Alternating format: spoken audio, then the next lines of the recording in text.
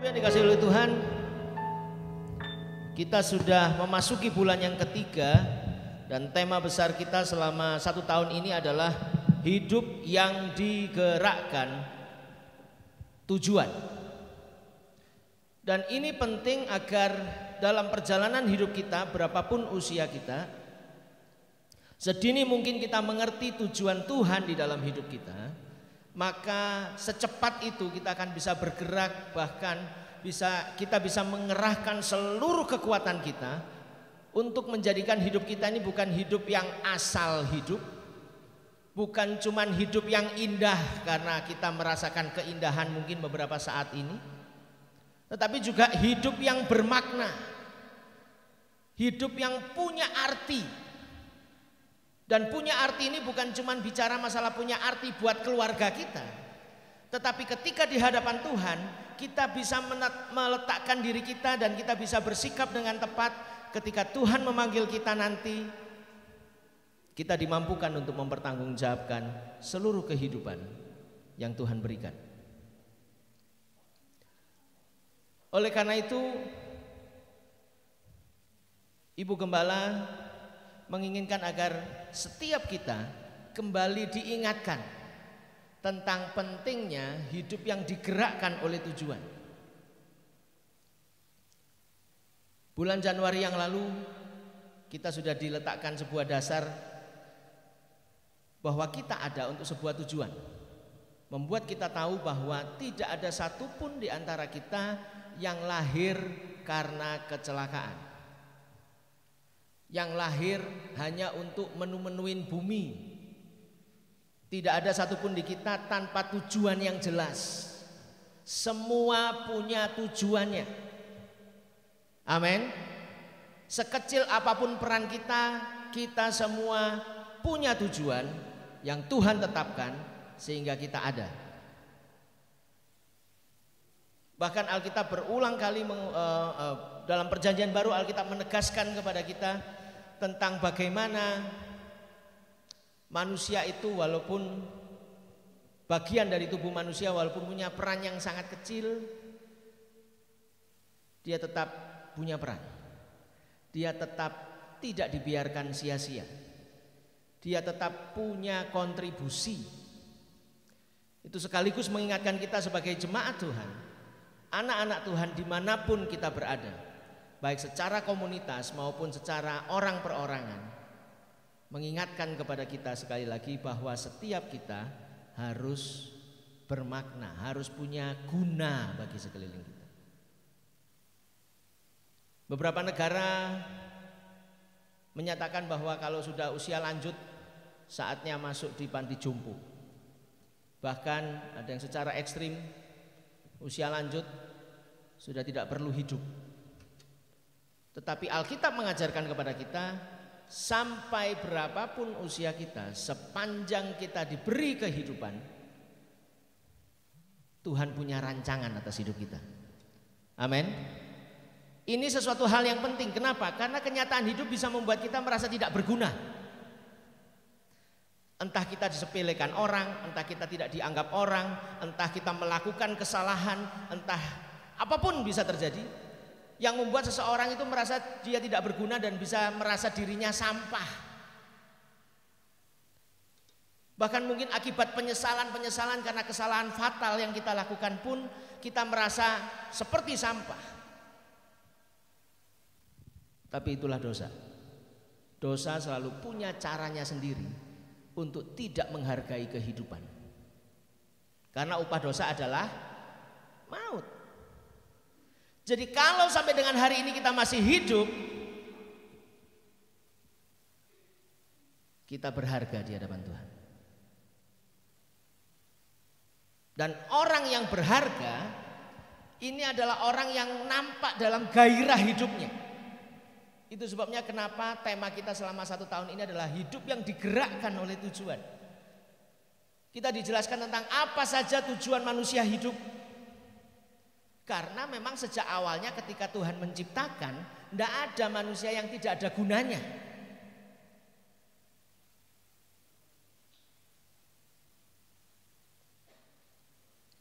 Silakan toleh kanan toleh kiri lihat. Biasanya orang ngomong elek-elek gini, nah, biasa gitu ya. Terserahlah mau ngomong apa, tapi pastikan kanan dan kiri Anda ini orang yang berharga yang Tuhan tempatkan. Lu gak ono sing gelem noleh. Kalau ngelihat saya sudah jelas ya, berharga saya ini jelas lah pasti. Ya, jangan lihat saya, lihat kanan kiri gitu. Teguhkan kanan kiri kita bahwa kita itu punya peran. Kita tidak sedang memenuhi tempat ini, kita tidak sedang memenuhi bumi, kita tidak sedang memenuhi RT RW kita, tetapi setiap kita punya peran yang penting. Dan berikutnya, bulan keluarga kemarin kita diteguhkan salah satu tujuan yang penting adalah ketika kita tahu kita punya peran, Tuhan berikan kita keluarga. Bukan cuman keluarga secara hubungan biologis, tetapi biologisnya ini karena darah Kristus menyatukan kita. Dan ini menjadi daya tarik yang luar biasa orang-orang yang mengenal Tuhan. Kenapa? Karena orang yang tidak mengenal Tuhan punya aturan supaya kita bisa masuk di komunitasnya. Tapi anak-anak Tuhan bukan punya aturan, diikat oleh kasih. Jadi kedekatan-kedekatan di antara kita sebagai anak-anak Tuhan, kepedulian-kepedulian yang muncul sebagai bagian dari anak-anak Tuhan tidak memperdulikan ini dulur apa gak. Tetapi dia anak Tuhan atau tidak. Karena begitu nanti anak Tuhan ini saling menguatkan satu dengan yang lain, ada tujuannya. Bukan untuk saling memakmurkan satu dengan yang lain, enggak. Karena terus jadi berkat buat yang di luar. Karena jadi berkat buat yang di luar itu enggak gampang. Jadi berkat untuk yang di luar itu menyakitkan. Karena ingat ya, Bapak Ibu yang dikasih Tuhan, ini bukan curcol ini. Bagi yang penasaran rame-rame ngelihat status saya gitu ya. Saya bingung kok banyak yang rame ternyata. Cinta itu sisi lainnya adalah sesuatu yang menyakitkan. Dan ini harus clear. Kenapa? Karena komoditas yang sedang dijual oleh dunia, cinta itu menyenangkan.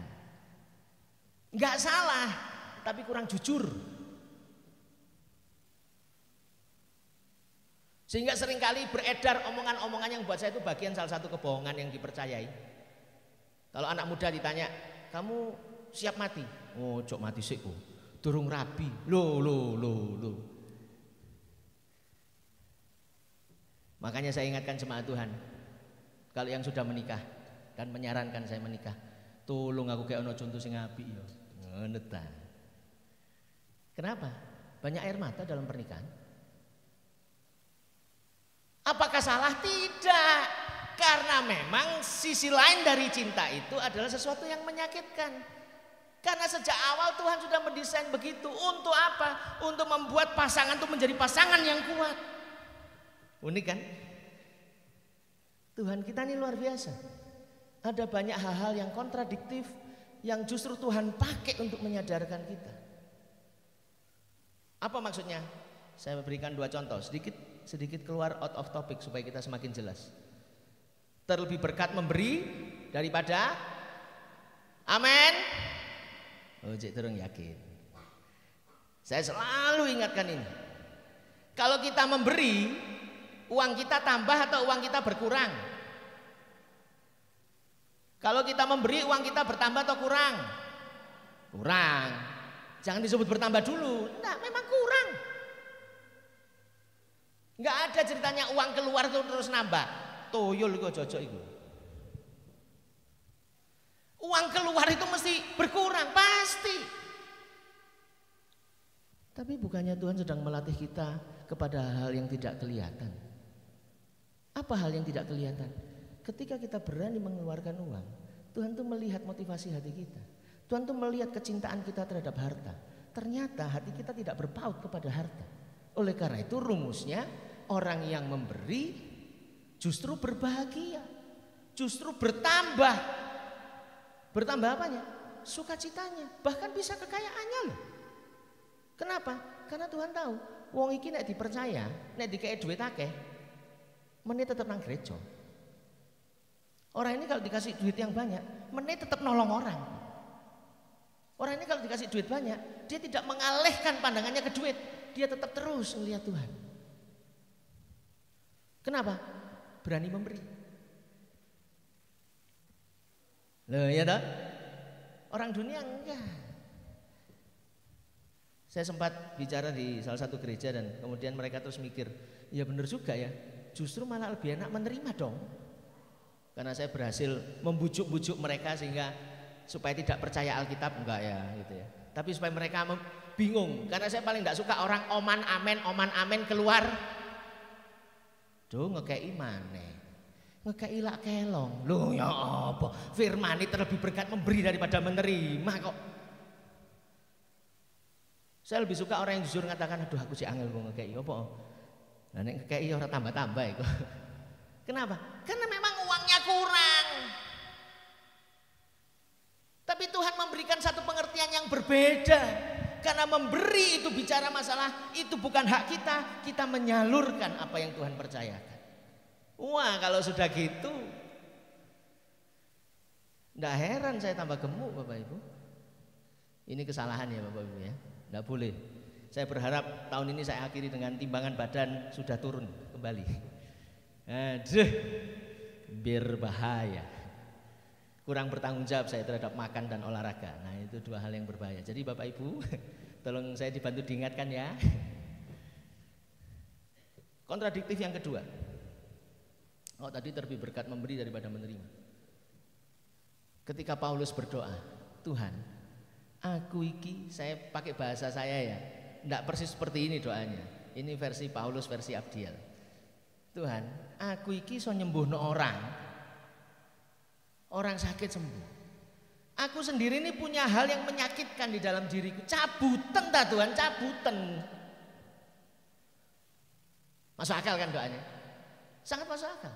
Dia bisa gampangannya wis, dia bisa nolong orang kok enggak bisa nolong dirinya sendiri. Makanya dia berdoa sama Tuhan. Ladalah. Tuhan kok diajak hitung-hitungan gaya manusia. Jawabannya Tuhan, justru dalam kelemahanmu lah. Tolong diteruskan ayatnya Bapak Ibu. Oh ada yang baru tahu rupanya. Justru dalam kelemahanmu lah kuasaku menjadi sempurna. Loh coba loh, aturannya Tuhan ini jan unik.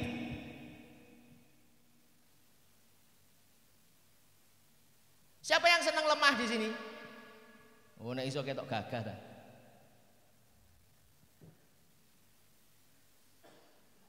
Nggak ada yang mau diremehkan. Tapi ketika ada sesuatu yang memang Tuhan taruh dan itu sifatnya duri di dalam daging, ternyata cara pandangnya Tuhan beda loh. Kontradiktif kan? Tuhan pakai kelemahan kita supaya kita terus berserah, dan itu tema kita pada hari ini. Penyembah yang benar ini ternyata bicara masalah sesuatu yang penting untuk kita pahami. Bukan saja kita bisa melakukan penyembahan karena gereja kita adalah gereja karismatik yang lebih mengedepankan penyembahan dengan bersuara, dengan sikap hati, dengan melakukan sesuatu. Bukan cuma masalah tampilan fisik. Tetapi kenapa Tuhan memberikan penekanan ini di perjanjian baru? Karena ternyata kalau kita ngelihat ayat teks kita, maafkan di sana ada kesalahan ya. Harusnya Yohanes pasal 4 ayat 23. Jadi baik yang ada di depan cover warta itu saya yang salah, bukan yang ngetik. Saya nggak ngecek ulang. Dan kemudian yang ada di dalam warta dalam ringkasan khotbah itu, penyembah yang benar itu Yohanes 4 ayat 23. Jadi bukan 3 ayat 23 atau 26 ayat 3. Saya ngelihat lagi, iki sopo sing nulis. Dan dijawab dengan jelas, awakmu dewe. Ya, jadi Yohanes 4 ayat 23 ralatnya. Mari kita buka sama-sama. Ini salah satu perikop yang cukup sering dibicarakan di gereja kita dalam berbagai macam tinjauan, baik di misi maupun dalam kehidupan bergereja kita. Dan pagi hari ini kita lihat kembali Yohanes 4 ayat 23. Saya akan bacakan versi terjemahan baru 2. Sekali lagi saya dorong jemaat Tuhan, terutama bagi yang muda-muda ya, untuk membeli Alkitab terjemahan baru 2, bukan karena saya di endorse, tetapi karena ini akan sangat menolong kita untuk lebih mengerti lagi tentang firman Tuhan. Yohanes 4 ayat 23 saya bacakan. Namun saatnya akan tiba dan sudah tiba sekarang, bahwa penyembah-penyembah benar akan menyembah Bapa dalam roh dan kebenaran. Kenapa? Sebab Bapa mencari orang-orang yang menyembah Dia secara demikian. Lebih enak atau terjemahan baru 2. Bagi yang muda, ya, saya sarankan. Kenapa? Karena ketika saya berikan ke mama saya, beliau kesulitan. Kenapa? Karena beliau sudah mengalami perubahan Alkitab. Ini yang ketiga. Terjemahan lama, terjemahan baru, ini terjemahan baru 2. Dan mama saya lebih suka terjemahan lama. Kenapa? Karena bahasanya lebih dimengerti dalam eranya. Nah, kembali lagi dalam teks kita ini.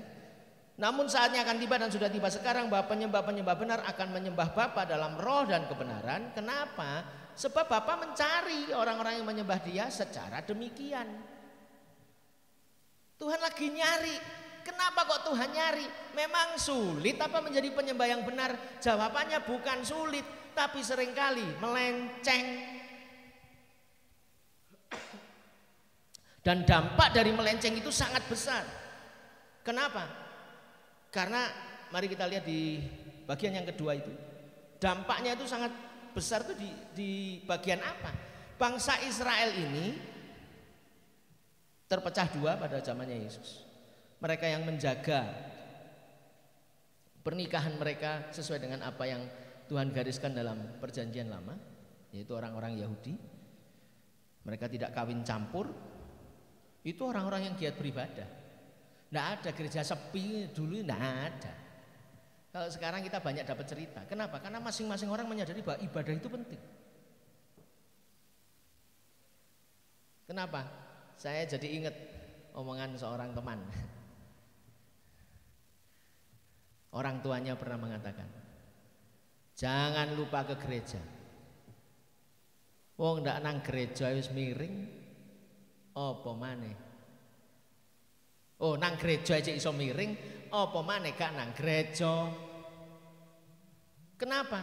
Karena di dalam gereja punya banyak kesempatan kita bisa mendengarkan, dan itu tidak jadi permasalahan di zamannya bangsa Israel, enggak. Karena pasti semua akan berangkat. Kepastian itu malah membuat apa akhirnya? Pengurus-pengurus gereja ini jualan persembahan, jualan kambing, domba, merpati. Soalnya apa? Sing tuku pasti ono, karena seluruh bangsa Israel pasti akan beribadah. Jadi beda dengan era sekarang, terutama era Covid. Pasca Covid, ayo ibadah ono YouTube ono. Ayo ibadah nek YouTube iso milih. Ya semoga nanti kalau dikubur silakan dia milih layanan online untuk ngubur gitu ya. Ini bukan ancaman ya, bukan di sini ya. Kembali lagi. Tetapi masalahnya adalah dalam kerajinan mereka beribadah, mereka bisa tidak sadar loh, ada Yesus lahir sebagai Tuhan dan juru selamat. Coba kon, ayo. Ibadahnya ke siapa? Ke Tuhan tetap. Allah yang esa. Tata cara ibadahnya apa? Tetap dijaga. Tapi dia bisa nggak ngerti loh Yesus lahir. Lah fatal tadi. Padahal menyembah itu menyembah kepada siapa? Halo? Yesus, Tuhan kita. Tapi Tuhannya lahir. Gak ngerti. Coba loh Bapak Ibu yang dikasih oleh Tuhan. Bisa loh gitu. Bisa. Sudah terbukti dalam sejarah. Dan yang kedua, orang Samaria. Orang Samaria ini bukan orang sembarangan, tetap orang Israel, cuman dia nekat melanggar. Toh melanggar gak langsung dipetir. Saya selalu ingatkan, saya sudah pernah sampaikan. Kalau kita semua ini, cara Tuhan memperlakukan kita adalah begitu salah titik dipetir, tidak ada malam hari Bapak Ibu. Malamnya padang terus, akeh sing dipetiri karo Tuhan, jedar murup kabeh. Kesalahan kita ini sabrek. Nah, tapi cara Tuhan apa? Kon salah toh? Pertama deg-degan. Terus setelah itu gimana Bapak Ibu? Wih, luar biasa. Penuh kekudusan Bapak Ibu. Saya mau tanya Bapak Ibu, kalau kita ini melakukan kesalahan, awalnya deg-degan, terus setelah itu nyoba lagi yang kedua apa enggak? Terus kalau sudah nyoba yang ke-10 kira-kira gimana? Oh, aman wis, aman. Oh, Tuhan yo gak apa-apa kok. Tuhan permisif, Tuhan penuh kasih. Rek. Sorry ya Bapak Ibu saya panggil Rek. Rek kok tutuk ngono itu. Kita enggak pernah tahu loh kapan Tuhan memanggil kita karena itu sudah di batas kita. Tutuk no terus.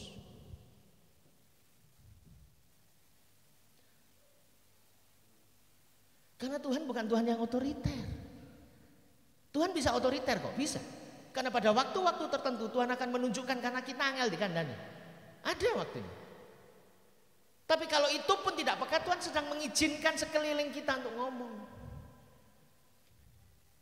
Jangan merasa aman dengan dosa kita. Tapi kalau merasa tidak aman, kita di jalan yang benar. Kenapa? Berarti kita mulai dengerin. Oh iya aku keliru. Saya tuh paling suka kalau orang ngomong, iya sorry aku salah. Paling suka. Kenapa? Itu pasti kerjaan Roh Kudus sih. Itu pasti kita sedang buka hati lebar-lebar, ngizinkan gitu. Tuhan, aku berserah. Wis ceken wis, sak ngarepmu wis.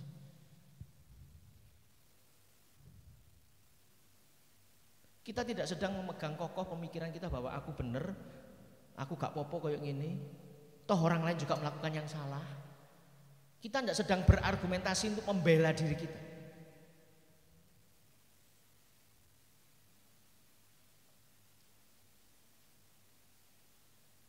Itu masalahnya.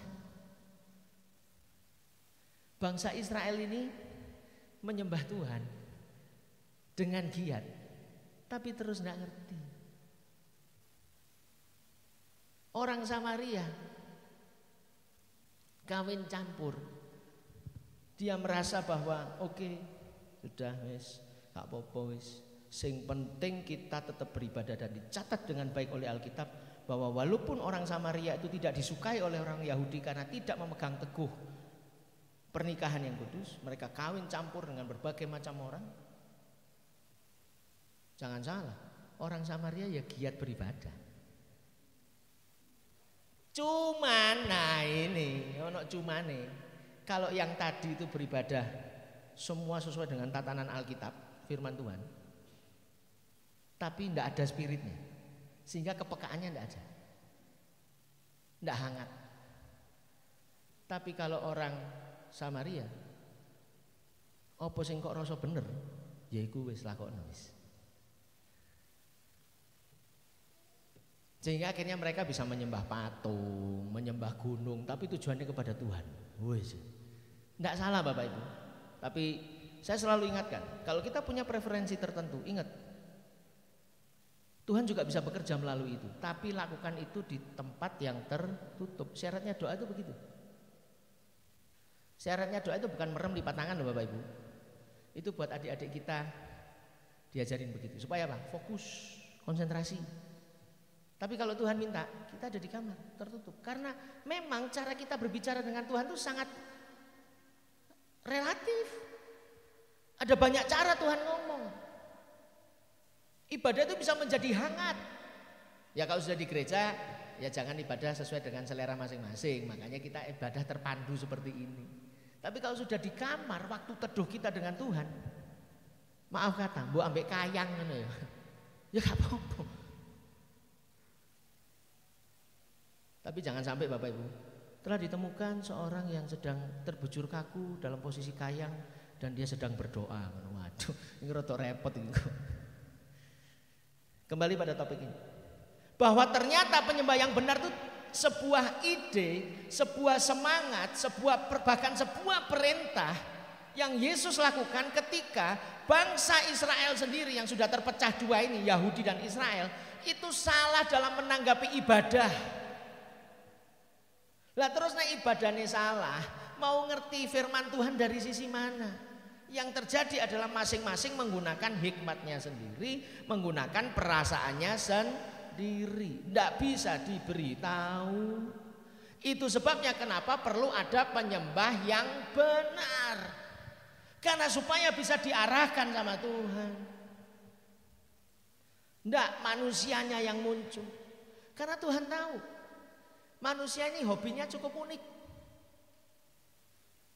Nek wis iso, terus biasanya kalau pengalaman Bapak Ibu, seseorang yang sudah bisa begitu, sudah ahli, yang terjadi apa? Kalau dia baru merasa ahli, pasti sok-sokan pasti. Karena itu bersyukur buat filosofi kita di Jawa, padi itu semakin berisi, semakin menunduk. Kudune kan. Ngerumangsani bukan rumangsa iso. Tapi itu penyakitnya manusia. Begitu juga kalau dalam proses ibadah. Oh ngene ya gak apa-apa. Aku teko apa adane ya gak apa-apa.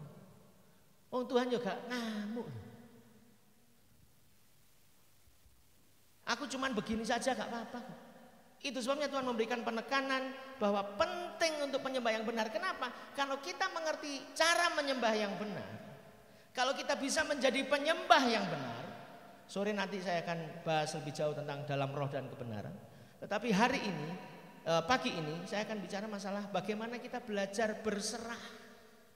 Penyembah yang benar itu juga bisa berserah. Kenapa? Karena penyembah yang benar mengizinkan Tuhan yang memimpin dan bukan kita yang memimpin. Ada konsep berserah yang penting yang perlu kita renungkan. Bahwa berserah tidak sama dengan pasrah. Pasrah itu punya konotasi, punya anggapan yang akhirnya cuman jangan loh kita, ya Tuhan aku menyerahkan seluruhnya ke dalam tangan-Mu. Soalnya tak coba nang dindi, wis gak iso Tuhan. Loh, bukan begitu. Iku namane pasrah. Ada betulnya, ada kondisi-kondisi di mana kita akhirnya dipaksa Tuhan untuk berserah. Tapi jangan itu dijadikan pasrah. Pasrah itu sudah tidak ada daya upaya. Wes opo jare wes. Loh betul, memang opo jare. Tetapi kita harus melakukan sesuatu. Karena definisi berserah yang tepat adalah kita mampu melakukan sesuatu, tetapi kita serahkan Tuhan yang nyetir kita, bukan kita yang nyetir Tuhan. Amin.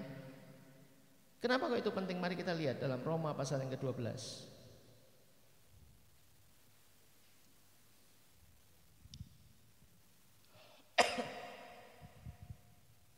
Roma pasal yang ke-12 sebagai ayat terakhir kita ya.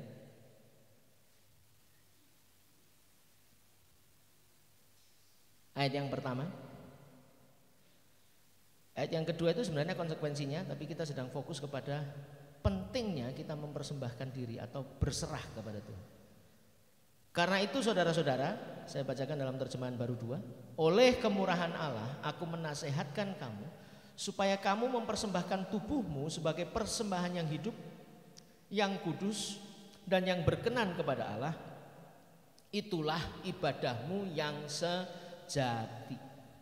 Mengapa sih penekanan ibadah yang sejati ini menjadi penting? Karena penyembah yang benar itu akan memungkinkan penyembahan yang sejati. Dan dalam penyembahan yang sejati, dalam ibadah yang sejati, kita tuh bisa merasakan Tuhan tuh nolong kita itu. Kita bisa merasakan kayak Tuhan ada di depan kita, kemudian mendirect kita, melatih kita untuk mengarahkan begini, iku mau salah. Sehingga kita akhirnya dalam perjalanan hidup kita tahu bahwa kita ini sedang dipimpin oleh Tuhan, bukan dipimpin oleh diri sendiri. Kenapa kok itu penting? Karena kalau kita dipimpin diri sendiri, nanti endingnya itu loh. Kita ini punya ending, nanti endingnya itu loh yang repot. Kita ini tidak sedang hidup untuk memenuhkan tujuan kita. Walaupun dalam perjalanan hidup kita ada tujuan-tujuan kecil yang Tuhan taruh. Terutama ketika orang sudah berani berkeluarga, itu mereka berani melakukan sesuatu untuk mengorbankan hidupnya, mempertaruhkan keluarganya. Karena itu definisi berserah yang paling penting adalah Kita harus tahu ketika kita berserah berarti kita sedang mengorbankan hidup. Atau bahasanya agak berat sedikit, siap menderita. Dalam rangka apa? Dalam rangka mengubah apa yang harus diubah. Kan sakit ya. Ngubah kebiasaan kita tuh sakit, gak gampang. Kita bisa berontak, kenapa? Oh, biasanya enak ini loh, gak iso ini. Nyetir itu akan berat kalau kita mau menggok kanan, yang sebelah kanan kita melok terus menggoknya kiri. Wah, abot. Tapi kalau nyetir itu kita mau menggok kanan dan Tuhan memang mau menggok kanan, wah enak dah. Jadi kenapa berserah itu menjadi sesuatu yang penting adalah karena kita belajar mengizinkan Tuhan mengambil alih hidup kita. Dan begitu Tuhan mengambil alih hidup kita, ada hal banyak yang tidak enak yang harus kita lakukan. Tapi kalau kita mau menjalankan itu, maka kita akan menikmati hidup yang penuh arti. Kenapa? Karena kita mulai mengerti, oh ternyata Tuhan tempatkan aku begini untuk begini. Bahkan Bapak Ibu, kalau kita serius dengan Tuhan, kesalahan kita pun itu sama Tuhan jadi jalur berkatnya kita. Loh, iya apa Tuhan itu? Tuhan itu kalau ngatur luar biasa. Bahkan dalam kesalahan kita pun hal-hal yang sudah jelek mungkin orang lain kalau kita ceritain sampai ndelok lho koni dadakno asline ngene ta. Oh enggak. Kalau kita mau berserah sama Tuhan, justru masa lalu kita ini menjadi bagian yang Tuhan pakai untuk menjadi berkat buat yang lain. Jangan lupa Bapak Ibu, yang punya skenario siapa? Tuhan. Agak lain memang, agak lain. Tuhan kita ini agak lain. Konsepnya luar biasa. Kita ini sudah mentok tapi Tuhan tiba-tiba ingatkan loh. Kon biyen salahne ngene iki ana tujuane loh ternyata. Oh iya benar juga ya Tuhan. Terima kasih Tuhan. Terhadap kesalahan kita Tuhan enggak pernah mojokin kita. Enggak. Tapi Tuhan ngerangkul kita. Dan begitu kita bersedia dirangkul, nah ini history begin with us. Ceritanya mulai dalam hidup kita.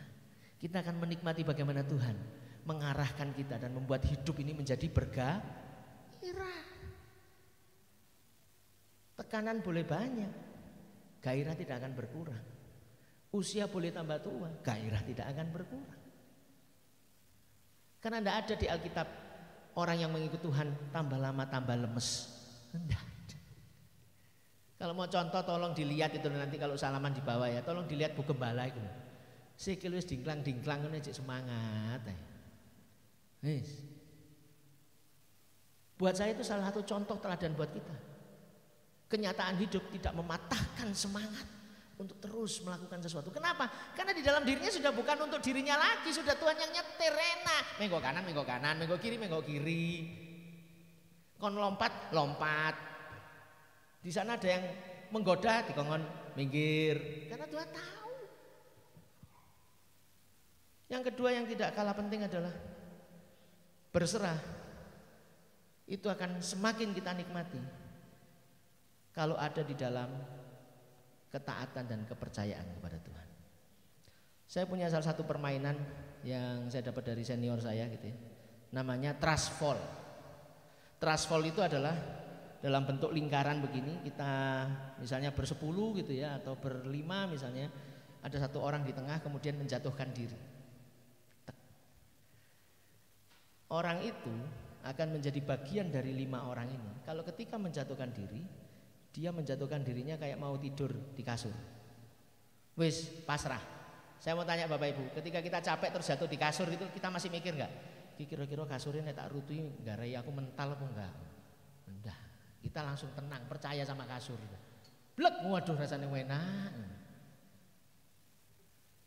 Tetapi berbarengan dengan itu, 5 orang ini punya ancang-ancang untuk nerima. Kenapa? Jangan sampai teman saya ketika jatuh begini sudah pasrah, gak dicekel, ya gegar otak. Sehingga proses yang seperti itu adalah proses membangun. Itu sebabnya dikatakan trust fall gitu ya. Proses kepercayaan yang muncul dari orang itu menjatuhkan diri dan kita terima orang itu. Nah kalau orang yang mulai tidak percaya sama timnya, misalnya timnya itu sudah bagus, sudah solid gitu ya, Tapi satu orang ini tidak berani menjatuhkan diri. Itu biasanya jatuhnya rotok mundur-mundur gitu. Tidak total. Bapak Ibu, ikut Tuhan ini gak bisa separuh-separuh loh Bapak Ibu. Tolong dijawil kanan kiri. Gak bisa separuh-separuh rek. Total. Wis. Tuhan tuh selalu membawa kita kepada totalitas. Wis pasti wis. Engko nek separuh-separuh ambek Tuhan didik-didik terus. Kenapa? Karena Tuhan kepengen membuat kita tuh sadar sedini mungkin. Dari ujung rambut sampai ujung kaki property of God. Punyanya Tuhan, amin. Jadi bisa dipakai sembarangan? Nggak bisa. Nggak bisa dipakai ngawur-ngawuran. Pagi hari ini, mari kalau kita mau merasakan kehidupan yang penuh gairah, bahkan di masa tua kita tetap bisa melakukan sesuatu buat Tuhan. Kita menemukan arti hidup kita. Bukan saja berhenti kepada urusan-urusan rumah tangga atau urusan-urusan yang mendatangkan uang buat kita karena kita harus makan dan harus melaksanakan kehidupan. Bukan cuma berhenti di situ. Hidup kalau cuma untuk itu nggak usah jadi anak Tuhan, wis. Orang nggak kenal Tuhan pun punya natur itu. Tetapi anak Tuhan, dia bisa melakukan lebih dari sekedar bertanggung jawab terhadap hidup. Mari kita mengambil saat teduh. Kita nyanyikan pujian ini kembali. Aku berserah, aku berserah.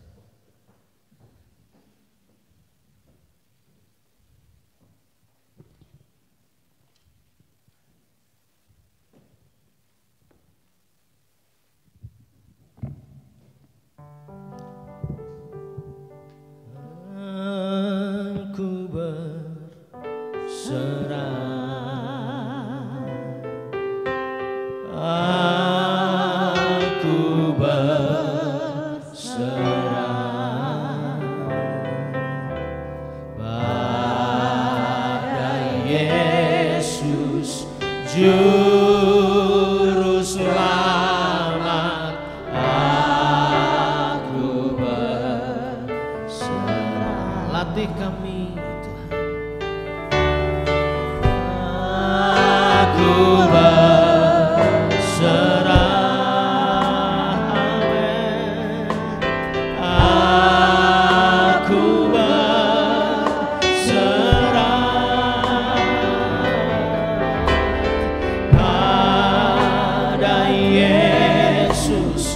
Juru selamat, aku berserah. Sementara musik mengalun, saya ajak kita semua jemaat Tuhan untuk merenungkan pujian ini. Mari kita akui di hadapan Tuhan, Tuhan, aku memang setia kepada-Mu. Aku memang melayani Engkau. Tapi ternyata dalam kesetiaan ada hal-hal yang tidak setia yang kulakukan. Bahkan ada hal-hal yang belum kami serahkan, aku serahkan di hadapan-Mu. Ada hal-hal yang masih aku kendalikan karena ini menyenangkan aku. Ada hal-hal yang masih aku pegang karena ini sebagai bagian dari harga diriku. Bapak Ibu yang dikasihi Tuhan, berserah tidak akan merendahkan harga diri kita.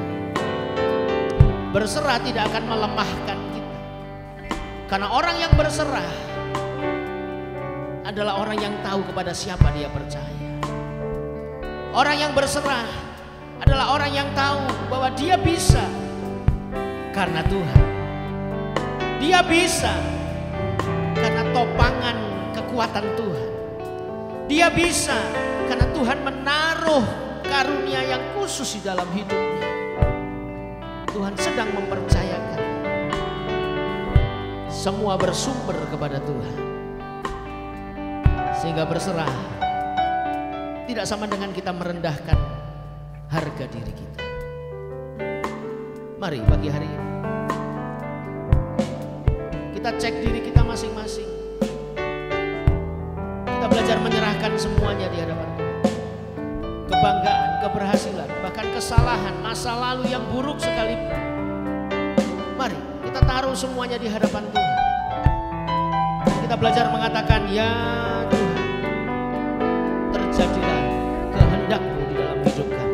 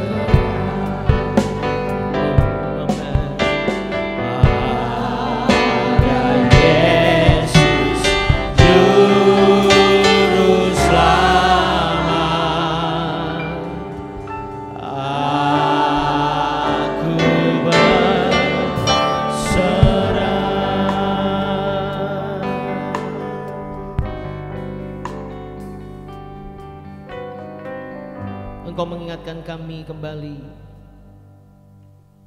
sama seperti padi yang siap untuk dipanen. Semakin berisi, dia semakin menunduk. Begitu juga kami Tuhan. Terlepas mungkin itu kesalahan kami, kebanggaan kami, sesuatu yang kami andalkan, ajar kami kembali menundukkan diri kami. Di dalam kesalahan kami, ajarkan kami kembali memiliki nurani yang murni, sehingga ketika kami melakukan kesalahan yang sama itu, kegentaran akan hadirat-Mu nyata dalam hidup kami.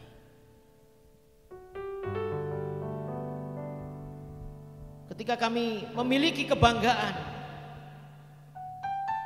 mampukan kami untuk terus menyadari semua karena Tuhan. Begitu juga ketika kami mengandalkan sesuatu di dalam hidup kami, ajar kami menyadari,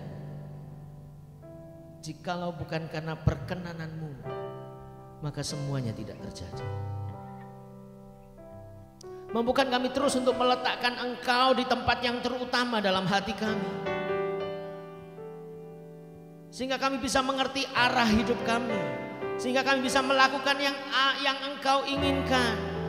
Bahkan dalam masa-masa sulit kami pun, orang tetap bisa melihat ada sukacita yang mengalir dari hidup kami, karena kami tahu berserah berarti siap menderita, karena Engkau akan memproses kami. Tetapi begitu Engkau yang mengambil alih, maka kami percaya sukacita demi sukacita, bahkan damai sejahtera mengikuti perjalanan hidup kami.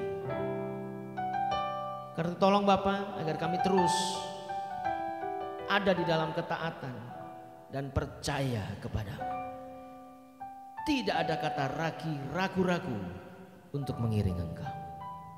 Ini kami Bapa, dan kami serahkan kehidupan iman percaya kami dan kehidupan keseharian kami ada di dalam kuasa tangan-Mu. Dan mari yang percaya sama-sama katakan,